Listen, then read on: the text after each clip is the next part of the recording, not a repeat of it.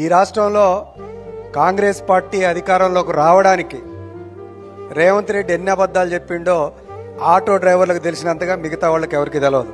దురదృష్టవశాత్తు ఈ రాష్ట్రంలో కాంగ్రెస్ ప్రభుత్వం అధికారంలోకి వచ్చిన తర్వాత 162 మంది డ్రైవర్లు ఆర్థిక ఇబ్బందులతోటి ఉరిపెట్టుకొని చచ్చిపోయినారు. ఈ కారోబార్ చేసుకుంటున్న వాళ్ళు అంటే రేవంత్ రెడ్డి గవర్నమెంట్ వచ్చి ఏం చేసింది అని అంటే ఇచ్చిన హామీ చేయలేదు. ట్రాన్స్పోర్ట్ రంగానికి వచ్చేటప్పటికి ప్రమాద బీమాని కొనసాగిస్తామని చెప్పినారు. మొత్తం కూడా మీకు ఈఎస్ఐ పిఎఫ్ సంక్షేమ కార్యక్రమాలు రావడానికి ఒక సంక్షేమ బోర్డు వేస్తామన్నారు. 12,000 రూపాయలు సంవత్సరానికి మృతి కింద ఇస్తామని చెప్పినారు.